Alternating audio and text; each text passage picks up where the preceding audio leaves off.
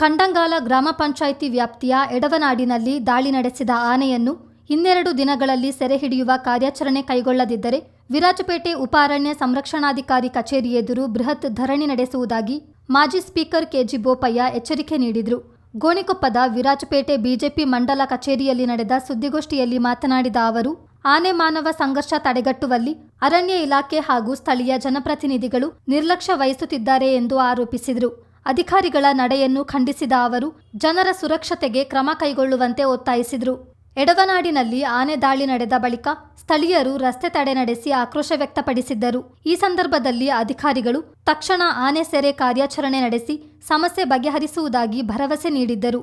ಆದರೆ 4 ದಿನ ಕಳೆದರೂ ಈ ಬಗ್ಗೆ ಗಂಭೀರ ಕ್ರಮ ಕೈಗೊಂಡಿಲ್ಲ ಎಂದು ಬೋಪಯ್ಯ ಅಸಮಾಧಾನ ವ್ಯಕ್ತಪಡಿಸಿದರು. ಸಾಮಾನ್ಯ ಜನರ ಪ್ರಾಣದ ಬಗ್ಗೆ ಸರ್ಕಾರಕ್ಕೆ ಕಾಳಜಿ ಇಲ್ಲದಂತಾಗಿದೆ. ಅರಣ್ಯ ಇಲಾಖೆ ಅಧಿಕಾರಿಗಳ ವರ್ತನೆಯು ವಿಷಾದನೀಯ. 12 ದಿನಗಳಲ್ಲಿ ಆನೆ ಸೆರೆ ಕಾರ್ಯಾಚರಣೆ ನಡೆಸಿ ಈ ಭಾಗದ ಜನರಲ್ಲಿರುವ ಭಯವನ್ನು ಹೋಗಲಾಡಿಸಬೇಕು. ಇಲ್ಲವಾದಲ್ಲಿ ಆಗಸ್ಟ್ 17ರಂದು ವಿರಾಜಪೇಟೆ ಉಪ ಅರಣ್ಯ ಸಂರಕ್ಷಣಾಧಿಕಾರಿ ಕಚೇರಿ ಮುಂದೆ ಬೃಹತ್ ಪ್ರತಿಭಟನೆ ನಡೆಸಲಾಗುವುದು ಎಂದು ಬೋಪಯ್ಯ ಎಚ್ಚರಿಸಿದರು. ಏನು ಕಣ್ಣಂಗಾಲ ಗ್ರಾಮ ಪಂಚಾಯಿತಿ ವ್ಯಾಪ್ತಿಯ ಎಡವನಾಡು ಅಲ್ಲಿಯ ನಿವಾಸಿ ಅಣ್ಣಪ್ಪ ಎಂಬುವರು ಅವರು ಬೆಳಗ್ಗೆ ಅವರ ಮಾಲೀಕರ ಹಸುವನ್ನು ಕಟ್ಟಲಿಕ್ಕೆ ಅಂತ ಹೋದಾಗ ಆನೆ ಮೆಟ್ಟಿ ಸಾಯಿಲ್ಲ, ಆದರೆ ಆಸ್ಪತ್ರೆಗೆ ಹೋಗೋ ಅದರಿಂದ ಇಡೀ ಆ ಭಾಗದ ಎಲ್ಲ ಜನ ಆಕ್ರೋಶಗೊಂಡು ರಸ್ತೆ ತಡೆ ತೀವ್ರ ರೀತಿಯಲ್ಲಿ ಪ್ರತಿಭಟನೆ ಆಯಿತು. ಪ್ರತಿಭಟನೆ ಆದ ಸಂದರ್ಭದಲ್ಲಿ ಈಗಲೇ ಸಬಿನವರು ಹೇಳಿದಾಗೆ ಅಧಿಕಾರಿಗಳ ನಿರ್ಲಕ್ಷ್ಯ ಹೇಗಿದೆ. 10 ಗಂಟೆಗೆ 12 ಮತ್ತೊಬ್ಬರು ಎಲ್ಲಿ ಬೆಂಗಳೂರಿನ ಮುಖ್ಯ ಅರಣ್ಯ ಸಂರಕ್ಷಣಾ ಅಧಿಕಾರಿಯವರಿಗೆ ದೂರವಾಣಿ ಮುಖಾಂತರ ಸಂಪರ್ಕಿಸಿದ ಮೇಲೆ ಅವರು ಒಂದಿಷ್ಟು ಗದರಿಸಿದ ಮೇಲೆ ಬರ್ತಾರೆ CCFP ಮತ್ತು ಆಗ ಅವರಿಗೆ ಭಾಳ ಸ್ಪಷ್ಟವಾಗಿ ಅವರೇ ಹೇಳಿಕೊಂಡ್ರು, ನಾವು ನಾಳೆಯಿಂದಲೇ ಕಾರ್ಯಾಚರಣೆ ಆನೆ ಹಿಡಿಯಿಕೆ ಸ್ಥಳಾಂತರ ಓಡಿಸೋದು ಇದೆಲ್ಲ ಮಾಮೂಲಾಗಿಬಿಟ್ಟಿದೆ, ಅದು ಆಗಲ್ಲ. ಈ ವೈಲ್ಡ್ ಒಂಥರ ಕ್ರೂರಿ ಸ್ವಭಾವದಲ್ಲಿದೆ, ಅವ್ರನ್ನ ಹಿಡಿದು ಸ್ಥಳಾಂತರ ಮಾಡಬೇಕು ಅನ್ನೋದು ಅಲ್ಲಿಯ ಜನರ ಬೇಡಿಕೆಯನ್ನು ಅದಕ್ಕೆ ಪೂರಕವಾಗಿ ಸ್ಪಂದನೆ ಮಾಡ್ತೇವೆ. ಈಗ ಮಾಹಿತಿ ಆಗಿ 1 ವಾರ ಆದರೂ ಕೂಡ ಕಾರ್ಯಾಚರಣೆ ಇದನ್ನು ಪ್ರಾರಂಭ ಮಾಡಿರೋದು ಇವತ್ತು ಹೇಳ್ತಾರಂತೆ ನಮಗೆ ಎಲ್ಲ ಬರೆದು ಕಳಿಸೋದು ಸ್ವಲ್ಪ ತಡ ಆಯಿತು. ಭಾಳ ಸ್ಪಷ್ಟತೆ ಇದೆ.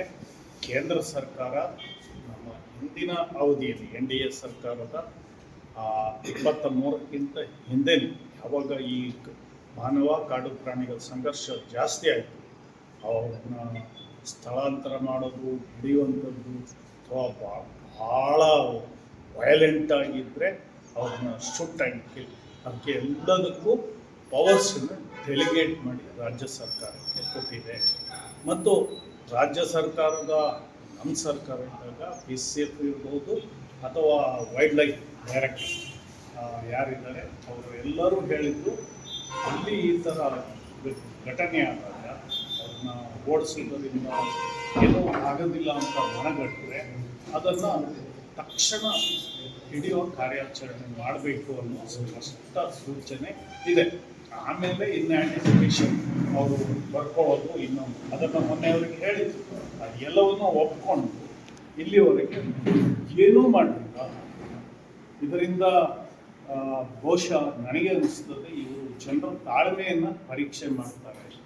ಒಂದು ಸಲ ಜನ ತಾಳ್ಮೆ ಕಳ್ಕೊಂಡ್ರೆ, ಕಾನೂನು ಕೈಗೆತ್ತಿಕೊಂಡ್ರೆ ಏನಾಗುತ್ತೆ, ಈ ಗಂಭೀರತೆಯನ್ನು ಅರ್ಥ ಮಾಡಿಕೊಂಡು